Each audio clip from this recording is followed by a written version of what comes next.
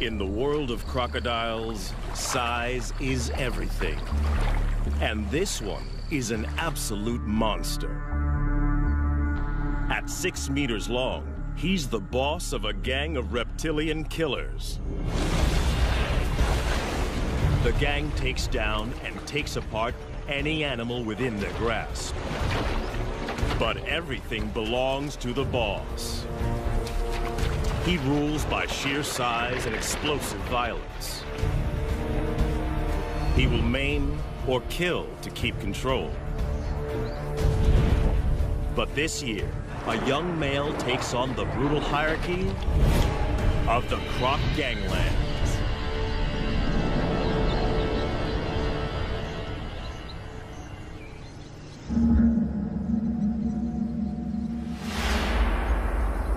When a baby hippo dies of heat stroke on this beach, only one crocodile has the right to claim the bounty.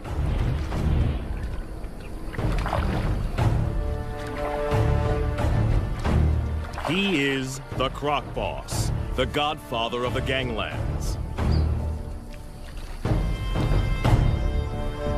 In crocodile hierarchy, size is power. And for many, many years, his 1,000 kilograms has topped the scales. As biggest croc on the beach, all food is his.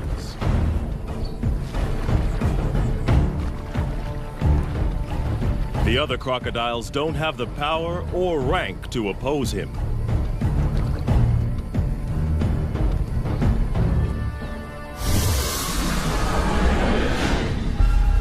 The boss didn't discover this carcass. One of the subdominant males found the prize.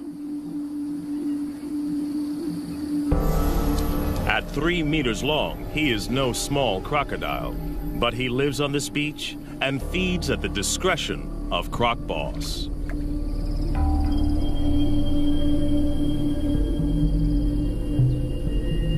All the smaller crocodiles understand the rules. They only eat if the boss allows it. All along the river, territories work the same. Sections, each as big as 4 Olympic swimming pools, are dominated by a single large crocodile and his gang.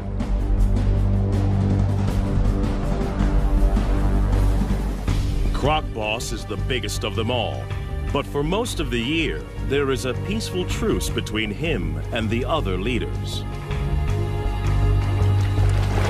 Border skirmishes mostly occur during the mating season. Smaller crocodiles may join the gang as long as they obey 3 simple rules. Croc Boss gets the best food. He is respected at all times, and only he mates with receptive females. Gang members break the rules at their peril.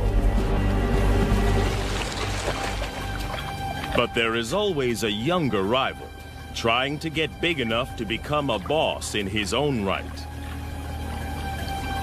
These pretenders are shadow bosses, waiting for their moment. We call them phantoms. There have been other takeover bids. A smaller male tried to mate with one of the boss's females.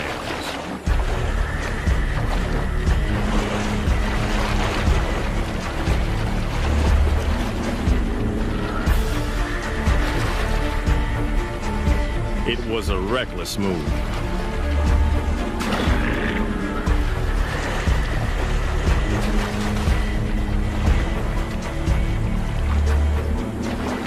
The challenger's bony armor was no match for the boss's brutal bites, as powerful as a trash compactor.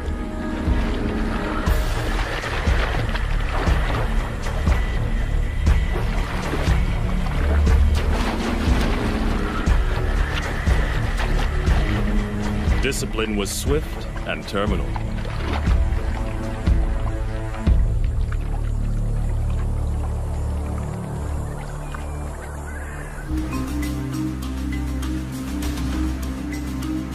This Croc Boss's territory in Africa is a stretch of the Luangwa River in Zambia, in the South Luangwa National Park. It's a crocodile killing field, especially during the severe dry season.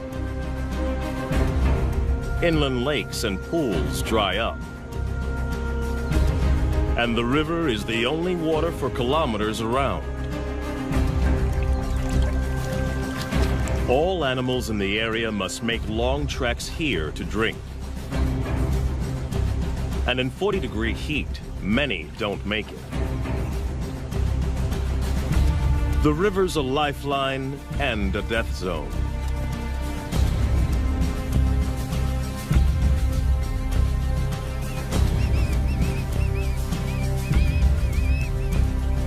For the croc gangs, the living is easy. Even the smaller ones get to feed.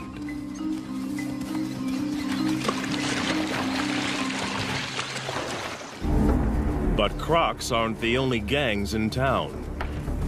Lions also know the riverbanks are teeming with easy pickings. And they're willing to fight the crocs for food. This puku antelope's caught between a rock and a hard place.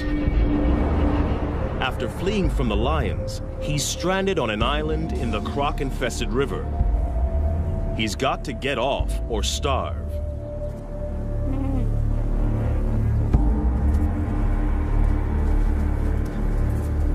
The lions won't swim after their prey. They'll wait for it to make a mistake.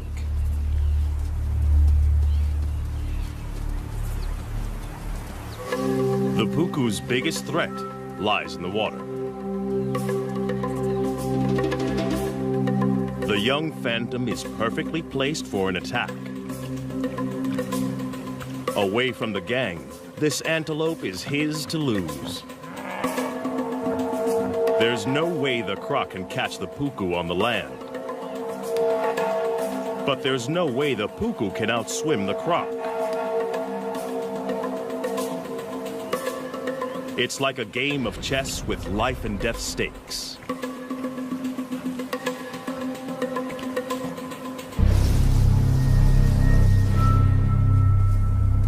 The puku has to use the land to put as much distance as he can between himself and the waiting croc,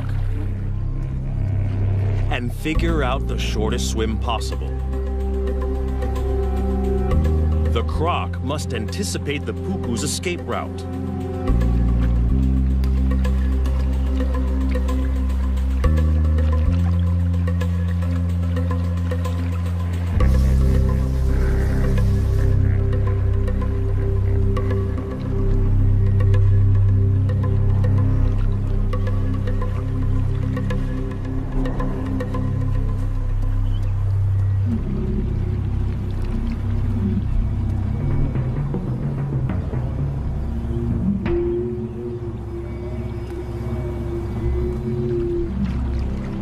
Life boils down to a simple equation of speed versus distance.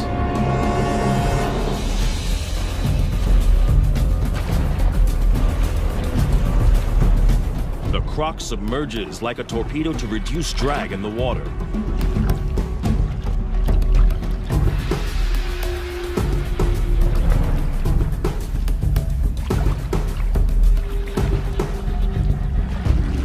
But his top speed of 10 kilometers per hour is not fast enough.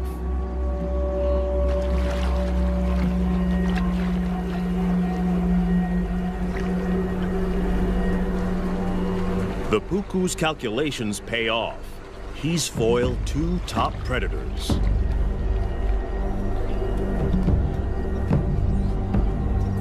The young croc misses an easy kill.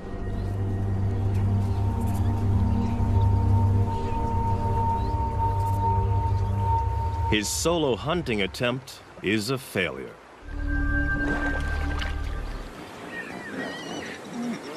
But the dry season has another food bonus on offer. Huge numbers of hippos crush together in the Luangwa's diminishing deep water holes to keep cool. No crocodile, even one as big as Croc Boss, would attack a full-grown hippo.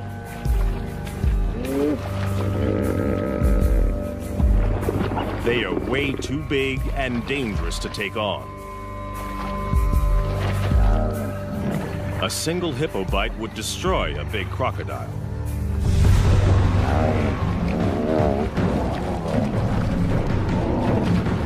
But the crocs don't need to try to kill the hippos.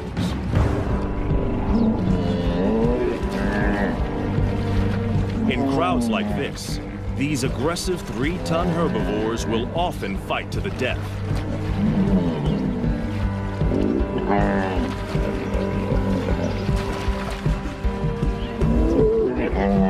Leaving the croc gangs with a meat bonanza. A hippo carcass is one of the rare occasions when rival gang members join forces. Up to 200 crocs from different factions feed together. In fact, this cooperative frenzy serves a useful purpose. Crocs' jaws don't move from side to side. When the carcass is in water, they need others to pull against to help them rip off hunks of meat. It'll take them less than 2 days to completely demolish a 1-ton hippo. With the most acidic stomach of any vertebrate, crocodiles can digest every centimeter of a carcass. And as usual, the final chunk of meat goes to the croc boss.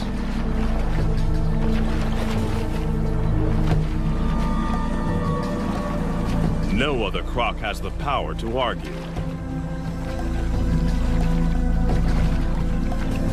Cooperation is officially over.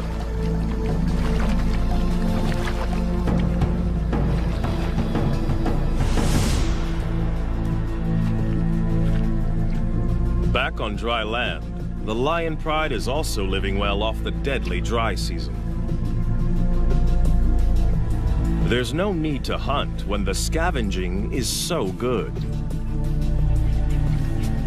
They rule the riverbanks just beyond the croc's reach. They own this feeding ground, and the crocs know it. Even Croc Boss won't come up here to try to take this carcass off the lions.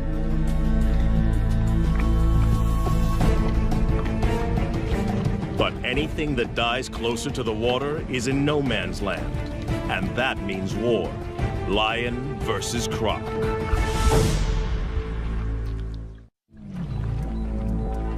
A dead elephant offers up a gigantic feast for the croc gang. They didn't kill it. The deadly dry season serves up another meat mountain. In this brutal time, even elephants are vulnerable. They need massive amounts of water, up to 200 liters a day. If they don't get enough to drink, heat stroke can quickly kill them.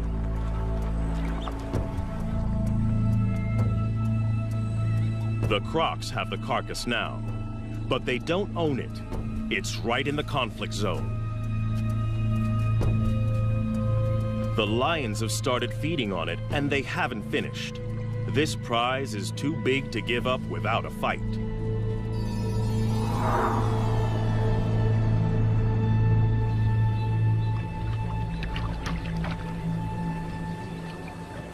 One young male wants more.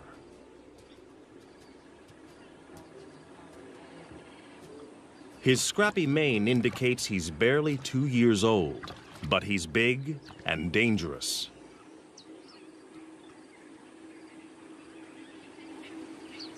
Most of the crocs know to keep their distance. Even this immature lion can kill them. But the inexperienced smaller crocs are willing to take him on.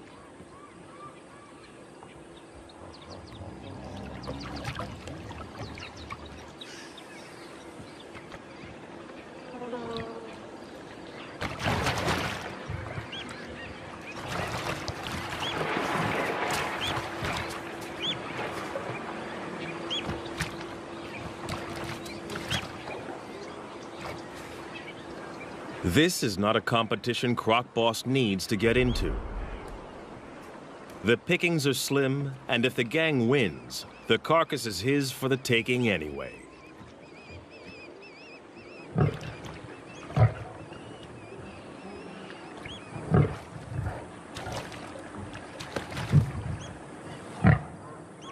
Without backup, the young lion isn't sure of himself.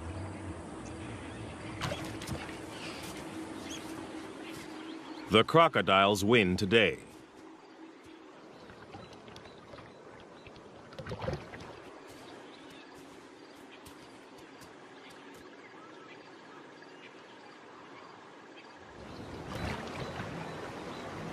The gang now goes to work as fast as they can.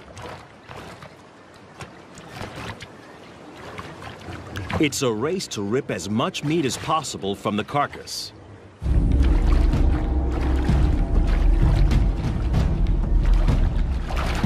The young pretender wrestles a leg joint away from the smaller gang members. Aggression, theft, and brutality are the ultimate tools for survival. In crocodile hierarchy, bigger individuals are always looking to exploit the little guy.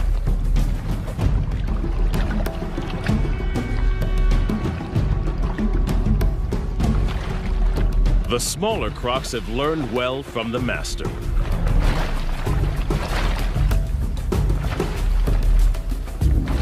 But there is only one master. Croc Boss comes to claim his dues.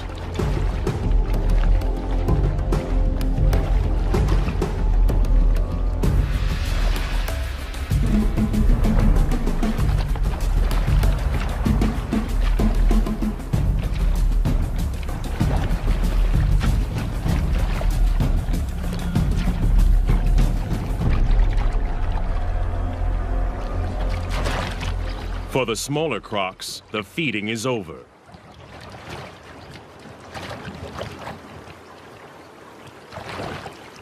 There is no way for the Phantom to mount a challenge.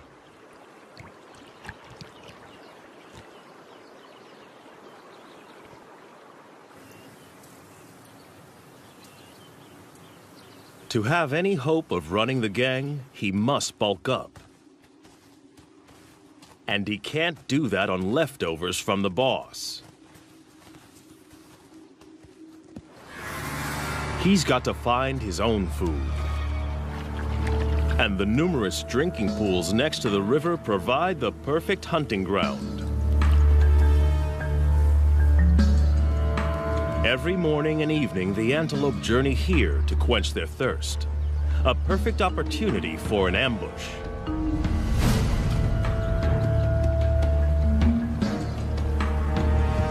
But the impala are on high alert.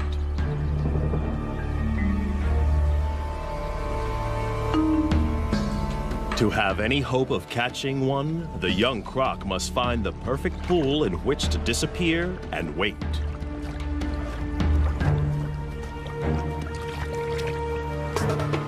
The impala are smart to the crocodile's strategy. They try to drink together where there's safety in numbers.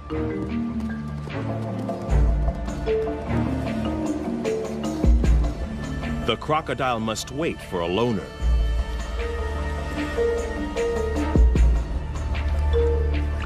The trap is set.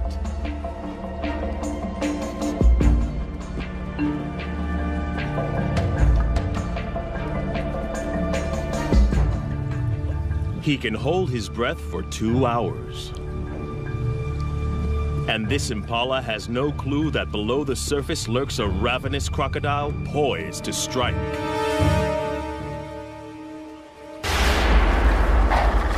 The young croc blows it. Impatience costs him a meal.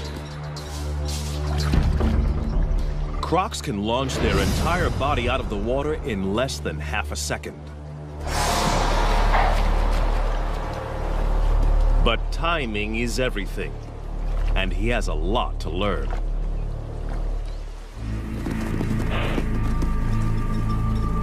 The prey is spooked. The hunt is over. It's a half chance for the lions.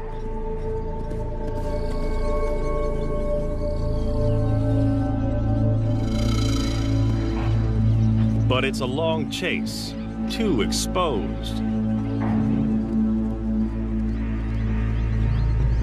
And they're not that desperate.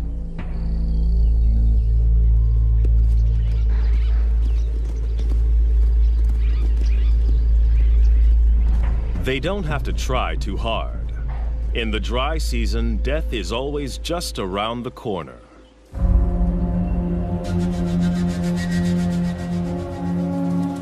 After the unsuccessful hunt, the young croc has to recover and recharge his batteries. Crocodiles bask to keep their body temperature up and digest more efficiently. Crocodiles are not cold-blooded.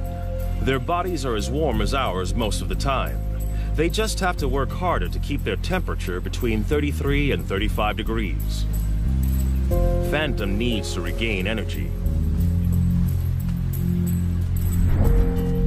During extreme exertion, crocodiles build up a huge amount of lactic acid.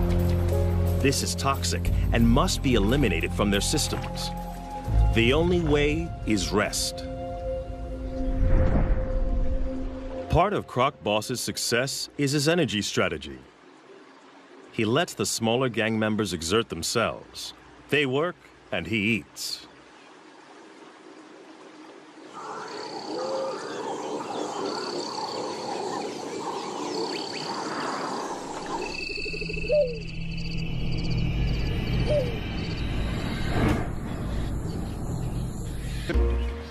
And they have the most unexpected allies. Water birds are usually fair game for crocodiles. But during the dry season, there's a truce. The birds don't fear the crocs. Instead, they collaborate with them. As water disappears from the inland lagoons, fish become trapped in the shallows. Jammed together, they are easy for the birds to catch. Every attempt nets a mouthful of fish.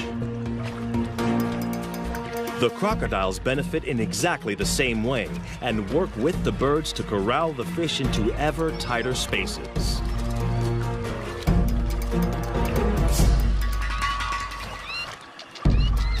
Each fish is a tiny meal, but for the small crocs, this technique is well worth the effort.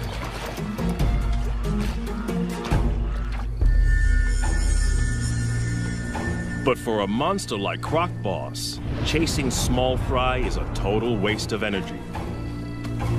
He'll wait and preserve his energy for bigger game and other activities that are his alone to enjoy.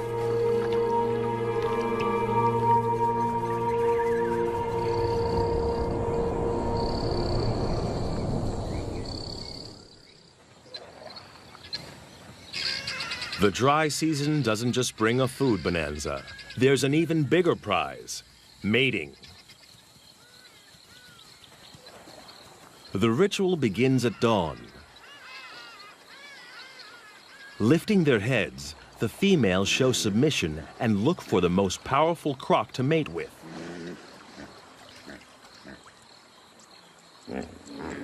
The boss raises his body and literally stands out in the river.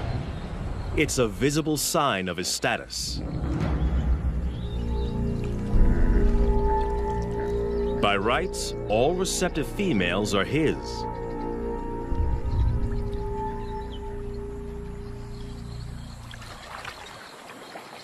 But the young pretender is also drawn in.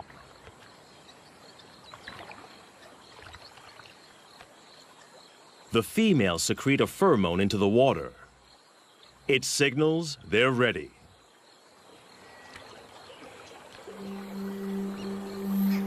But even the boss must perform before he can mate.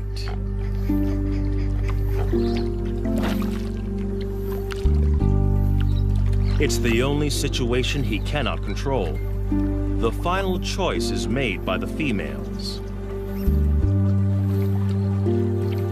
In mating season, females are permitted to wander through rival gang territories as they check out potential partners. The boss's head slaps and bubble blowing are the croc equivalent of beating your chest.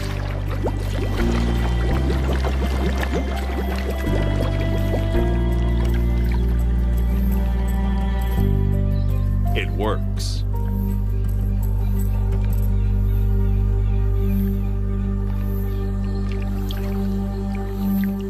The smaller male can only watch. For a one-ton monster, the boss's mating ritual is surprisingly tender. He blows bubbles that delicately tickle the female's sensitive neck area.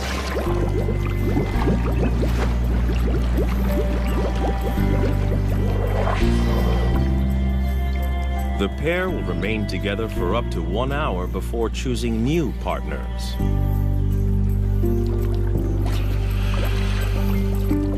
But one smaller female is not prepared to wait.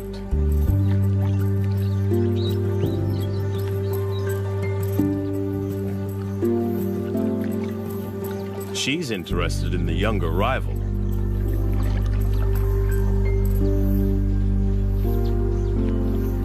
The boss's dance is coming to the end.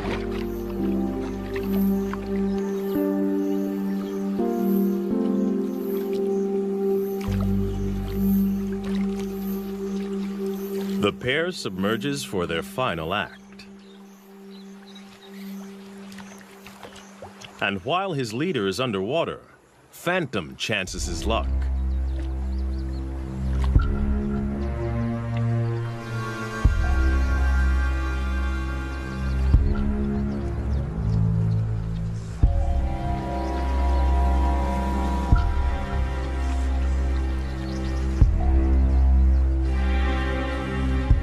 But the boss didn't get where he is by being inattentive.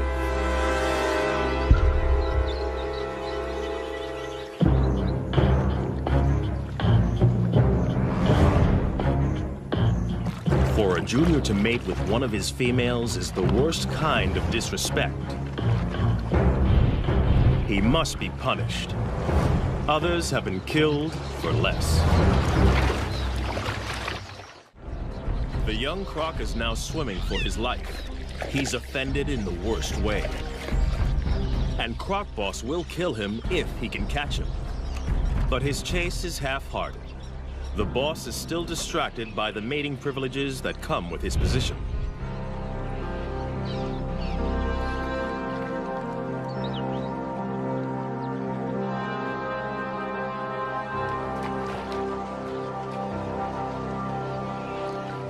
The young pretender gets off with a warning bite.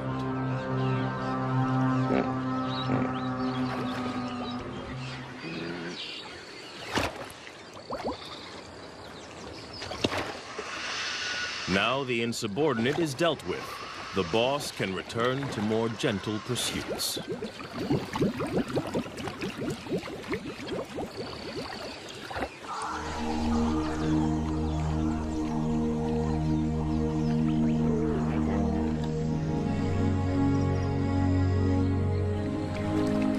The right to mate is still a long way off for this young croc. He needs to grow, and to do that, he's got to grab every opportunity to hunt.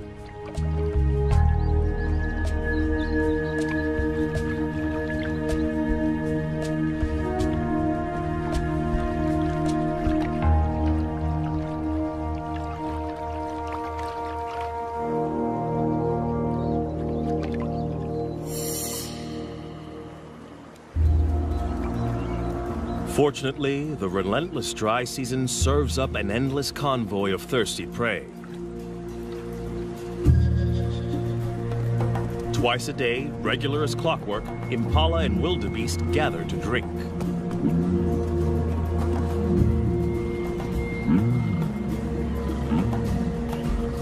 It's another chance to make a kill.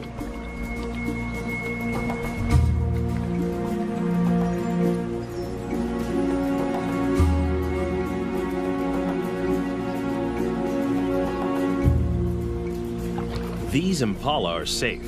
They know exactly where the danger lurks.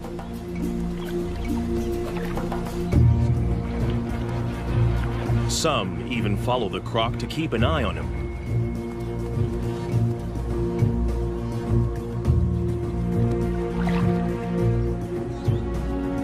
He is searching for the perfect place to spring a trap.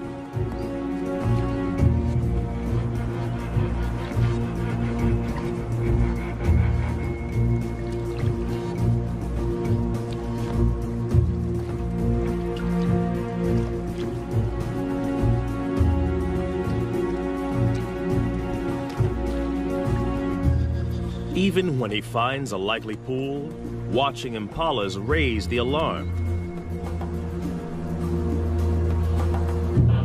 They snort to warn others to stay away from this drinking spot.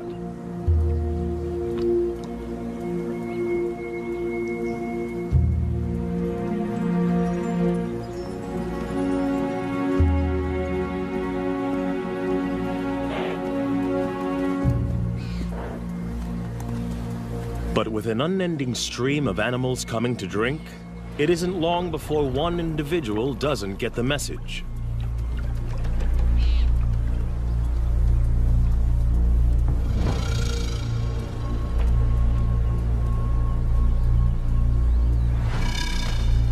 Even though this impala senses something, it's compelled to drink.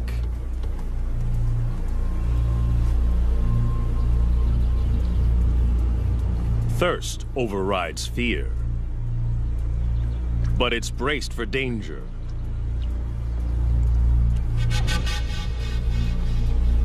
Every muscle is hardwired for escape.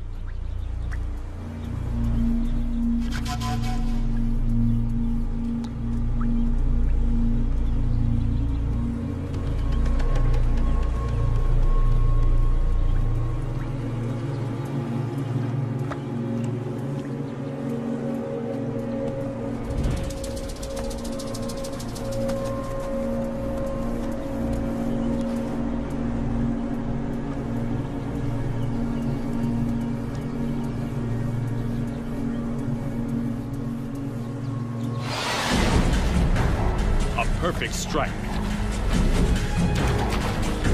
But can the young croc hang on? For a second, it looks like this impala might escape. But it dislocates its leg, and it's all over.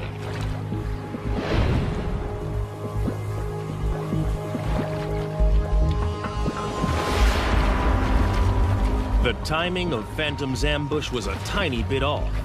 He only manages to grab the impala's horn and is forced to bite again. But in the struggle, the impala's leg is tangled in its own horn, and it's all over.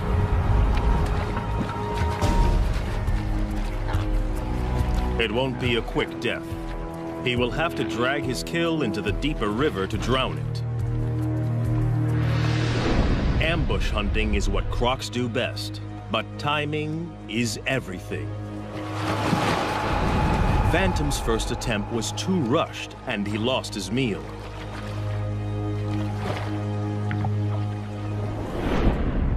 But the young pretender is learning.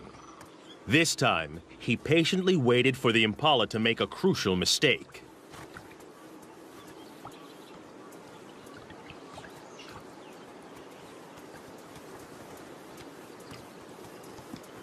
As the ram is joined by the female, he relaxes and drinks for a fraction of a second too long.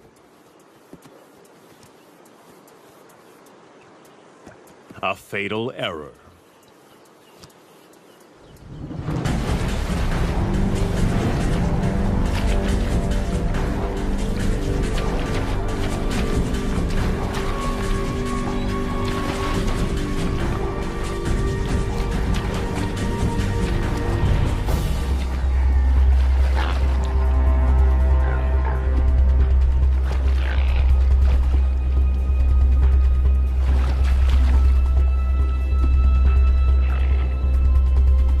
But the croc has made a mistake too.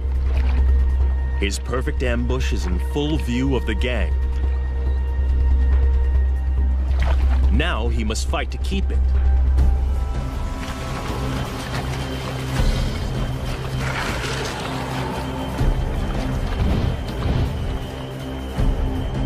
And the croc boss has also seen the takedown.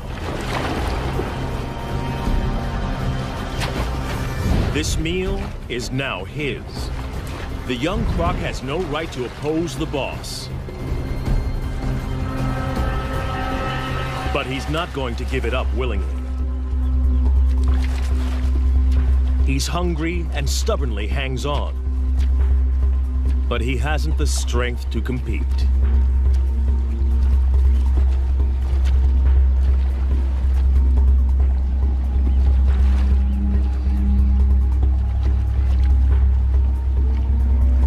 rest of the gang fights to get a bite onto the impala.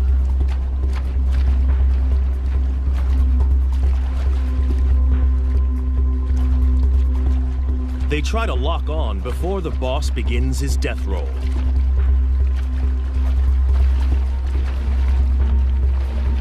As the giant spins, he literally tears the impala to pieces. Any of the gang that can hang on may end up with a big chunk of meat. The impala has gone from living animal to meat chunks in a couple of seconds. Some of the gang manages to snag a piece, but not the pretender. In the ganglands, catching the prey doesn't guarantee you eat the prey. Hunting and fighting are a major drain on a smaller crocodile's energy reserves. Phantom must rest to build up his strength.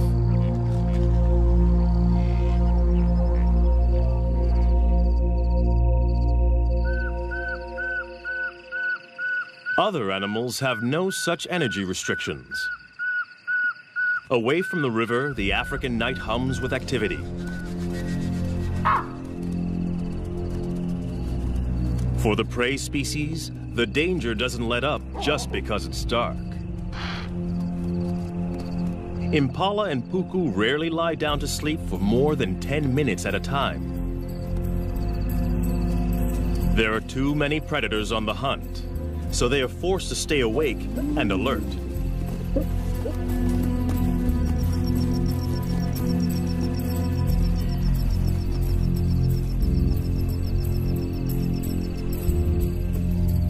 Lions take advantage when the crocodiles can't.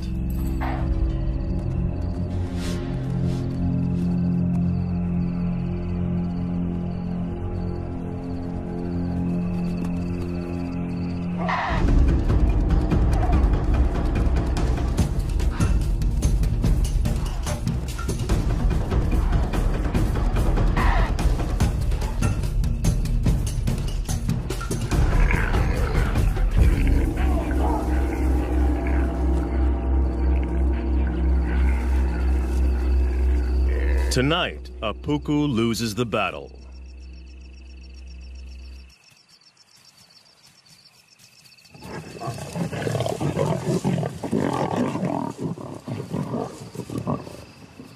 Dry season around the Luangwa River is not a good time to be a herbivore.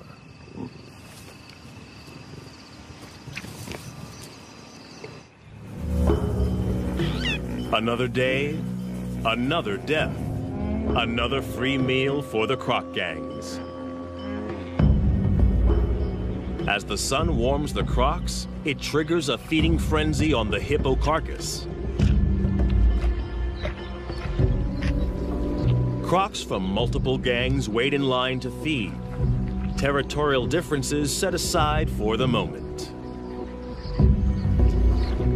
Size determines the order, and the biggest eat first.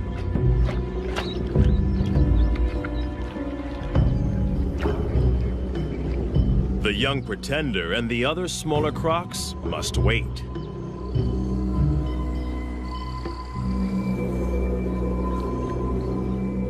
The boss has torn away a huge hunk of the dead hippo. And in a strange twist, he is now being harried by a living hippo. One of the few creatures that can kill a big crocodile. In a bizarre scene, the croc boss is being menaced by a huge hippo as he consumes his dead relative. At first glance, this looks like a challenge for food. But hippos are exclusive herbivores.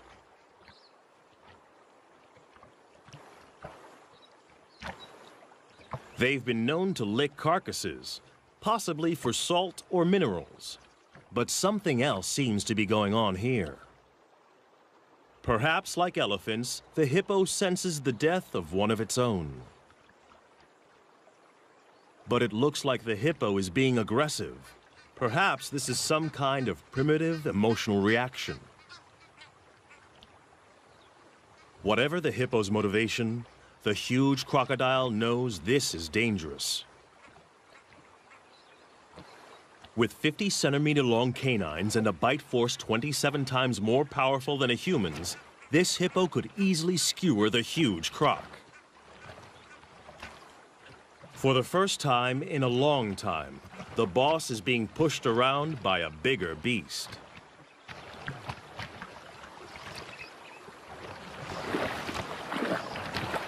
It's time to retreat.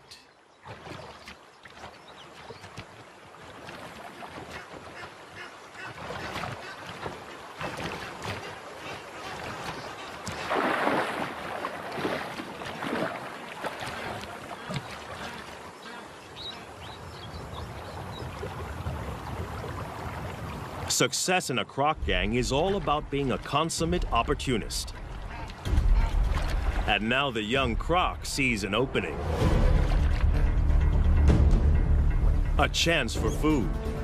Perhaps the possibility to gain ground in the gang.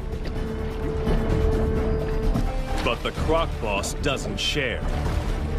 And this bid for food has been interpreted differently.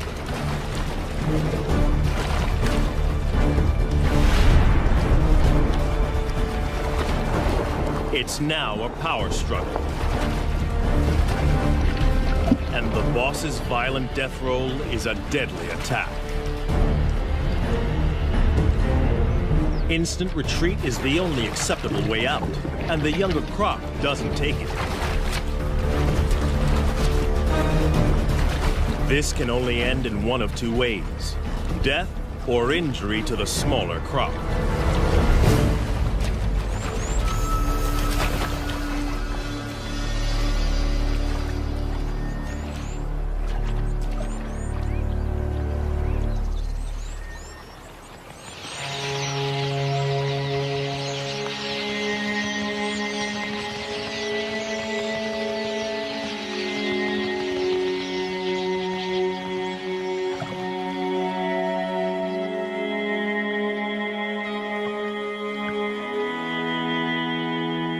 He gets off lightly.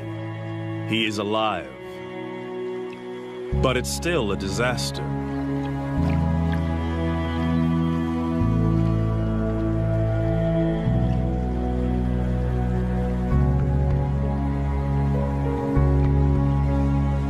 He pays for the transgression with his own flesh and blood.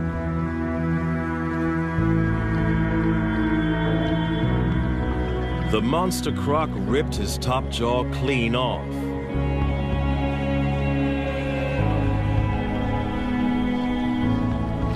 Amazingly, the smaller croc will survive this hideous injury. Crocodiles have special antibodies to help them heal from massive wounds. But it will not regrow. He is not just deformed, but terribly handicapped. His journey to the top position is over. From now on, he will be the last in line to feed. The croc boss and every crocodile, small or large, must now be shown subservience by the challenger. Even by nature's own harsh measures, the croc ganglands are a brutal environment, where size and uncompromising violence rule.